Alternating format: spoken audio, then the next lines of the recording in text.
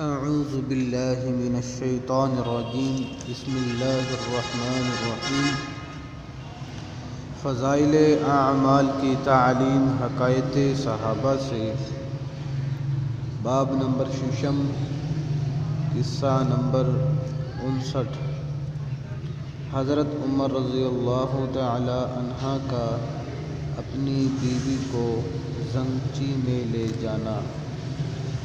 امیر المومنین حضرت عمر رضی اللہ تعالی عنہ اپنے خلافت کے زمانے میں بسا اوقات رات کو چوکیدارہ کے طور پر شہر کی حفاظت بھی فرمایا کرتے تھے۔ ایک مرتبہ اس حالت میں ایک میدان میں گزر ہوا، دیکھا کہ ایک خیمہ بالوں کا بنا ہوا لگا ہوا ہے، جو پہلے وہاں نہیں دیکھا تھا۔ اس کے قریب پہنچے تو دیکھا کہ ایک صاحب وہاں بیٹھے ہوئے ہیں اور خیمے سے کچھ کراہنے کی آواز آ رہی ہے۔ سلام کر کے ان صاحب کے پاس بیٹھ گئے اور دریافت کیا کہ تم کون ہو؟ انہوں نے کہا کہ ایک مسافر ہوں، جنگل کا رہنے والا ہوں۔ امیر المومنین کے سامنے کچھ اپنی ضرورتیں پیش کر کے مدد چاہنے کے واسطے آیا ہوں۔ دریافت فرمایا کہ یہ خیمے میں سے آواز کیسی آ رہی ہے؟ اس صاحب نے کہا، میاں جاؤ اپنا کام کرو۔ آپ نے اصرار فرمایا کہ نہیں، بتا دو، کچھ تکلیف کی آواز ہے۔ اس صاحب نے کہا کہ عورت کی ولادت کا وقت قریب ہے،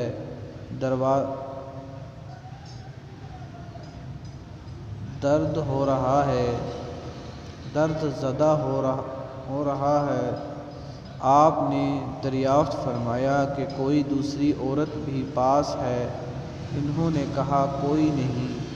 آپ رضی اللہ تعالی عنہ وہاں سے اٹھے اور مکان تشریف لے گئے اور اپنی بیوی حضرت ام کلثوم رضی اللہ تعالی عنہ سے فرمایا کہ ایک بڑے ثواب کی چیز مقدر سے تمہارے لیے آئی ہے۔ انہوں نے پوچھا کیا ہے؟ آپ رضی اللہ تعالی عنہ نے فرمایا، ایک گاؤں کی رہنے والی بیچاری تنہا ہے، اس کو درد زر ہو رہا ہے۔ انہوں نے ارشاد فرمایا کہ ہاں، تمہاری صلاح ہو تو میں تیار ہوں، اور کیوں نہ تیار ہوتی کہ یہ بھی آخر حضرت سیدنا فاطمہ رضی اللہ تعالی عنہ کی ہی صاحبزادی تھی۔ حضرت عمر رضی اللہ تعالی عنہ نے فرمایا کہ ولادت کے واسطے جن چیزوں کی ضرورت پڑتی ہو، تیل گڑ وغیرہ لے لو، ایک ہانڈی اور کچھ گھی اور دانے وغیرہ بھی ساتھ لے لو۔ وہ لے کر چلی۔ حضرت عمر رضی اللہ تعالی عنہ خود پیچھے ہو لیے۔ وہاں پہنچ کر حضرت ام کلثوم رضی اللہ تعالی عنہ تو خیمے میں چلی گئی اور آپ نے آگ جلا کر اس ہانڈی میں دانے ابالے، گھی ڈالا، اتنے میں دلیا سے فراغت ہو گئی۔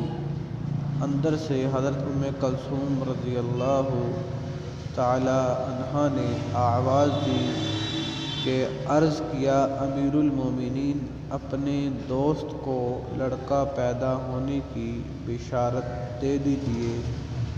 امیر المومنین کا لفظ جب ان صاحب کے کان میں پڑا تو وہ بڑے گھبرائے۔